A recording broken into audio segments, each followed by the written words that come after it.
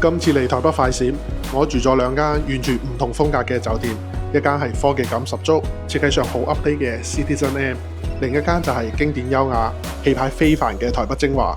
今集影片除咗開箱房間，我仲會帶你去睇下酒店周邊嘅環境，試埋台式早餐，一齊嚟感受下台灣自由行嘅住宿同埋生活氣氛。咁今次我嚟台北咧，開箱嘅第一間酒店咧就係嚟台北車站行路大概10分鐘左右嘅台北北門世民酒店。成個酒店好有嗰啲藝術氣息。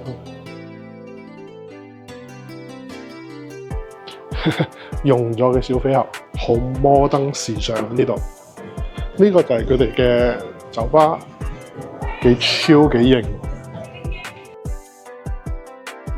之後呢度有一個2層高嘅落地裝飾架啦，旁邊放住啲書啦，同埋唔同嗰啲裝飾品。樓梯咧就可以落到去1樓嘅大堂。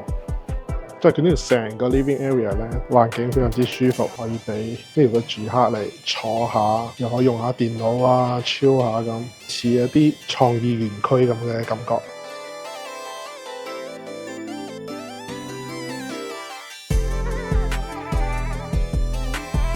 所以呢度係 self check in 啦，之後就自己整門匙。而家就去間房睇下。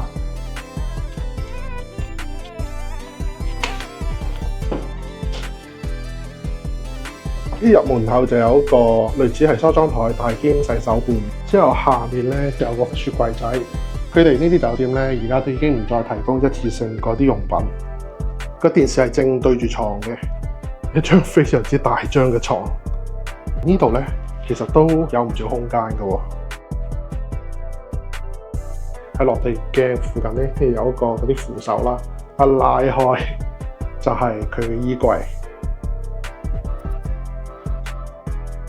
係一個乾濕分離嘅洗手間，房嘅牆邊係冇多餘嘅電掣嘅，所有嘢都係靠呢部 iPad 控制。譬如你可以撳 Control 呢度咧，調校燈嘅光度啦，可以升降個窗簾啦，就算係房嘅溫度都係喺呢度調。電視嘅 channel 呢度都可以一目了然，或者叫housekeeper 嚟清理間房。所以就呢部 iPad 就非常之方便，一次過可以處理晒成間房嘅所有控制。酒店一落嚟，右手邊嗰條路就已經有好多嗰啲好有特色嘅 coffee shop，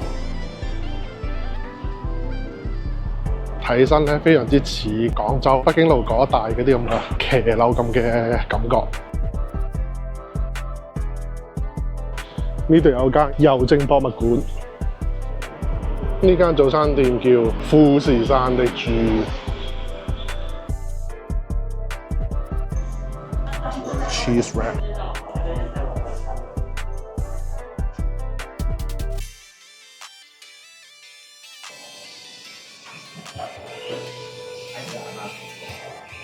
世民酒店價錢嘅話咧，就大概係3000幾4000台幣1晚，唔算話特別平。不過咧，台北住宿嘅話咧係可以幾貴下嘅，所以其實如果3、4千，而家咁睇咧就都好乾淨，企理又新淨，都幾可以接受嘅。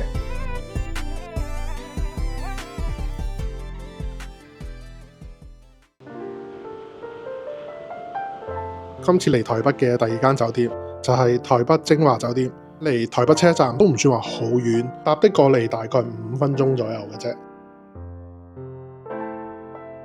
咁呢間係台北嘅豪華酒店，一入門口佢嘅大堂就已經有好多名店喺呢度，所以今日外邊天氣唔好，大堂都有好多 shop 可以行下，唔至於咁悶。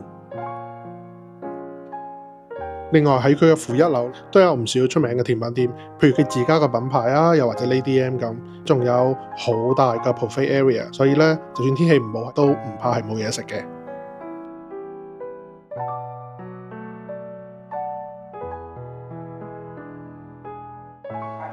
佢哋嘅房匙咧，居然真係鎖匙嚟嘅，唔係嗰啲傳統嘅房卡，真係俾2條鎖匙俾我。今次我入住個房型就係一張 king size 床嘅單人房，一入房嘅左手邊就係一個好大嘅洗手間，有獨立嘅浴缸、stand shower 同埋免治坐廁。出嚟洗手間咧，就會見到一個茶几，下面有一個雪櫃仔，雪櫃入邊啲飲品咧係會另外計錢嘅。房咧就非常之咁大，除咗有張正常嘅辦公台之外咧，仲有2張係木製嘅 sofa， 茶几上面咧仲有一啲水果嘅贈品，床都非常之咁大嘅。不過咧，可能間酒店都已經係有啲歷史啦，木門嘅用料感覺上就有啲兒戲，好似唔係好結實咁。另外佢嘅窗簾咧都仲係需要手動升降嘅，唔似其他豪華酒店咁係有掣可以調節升降。check in嗰陣咧，佢哋會俾一個小禮物啦，就係台灣嘅凍頂烏龍茶。我訂房嗰陣係冇選擇埋早餐嘅，不過如果你有洲際集團嘅 Elite Status， 佢哋係會贈送埋早餐，所以聽早我可以落去試下，睇下佢哋嘅早餐有啲咩食。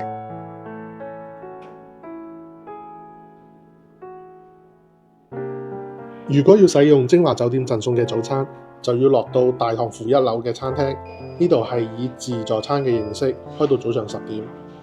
入邊嘅用餐區域真係非常之咁大，佢哋有5個好大嘅食物櫃台，其中包括唔少台灣地道嘅美食，例如台式嘅蛋餅同埋豆漿。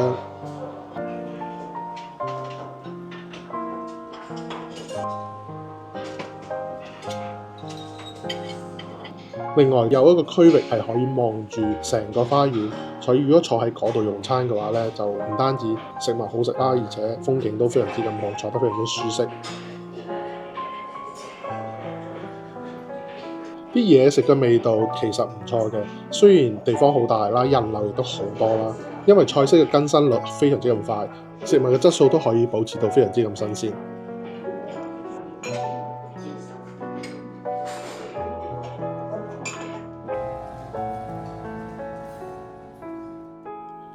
間酒店房就算非常之大啦，尤其喺台北嚟講，亦都係好舒服嘅。但係價錢咧就唔算話真係好平。如果大家有洲際嘅積分咧，用積分嚟兌換咧，可能就比較抵玩啲。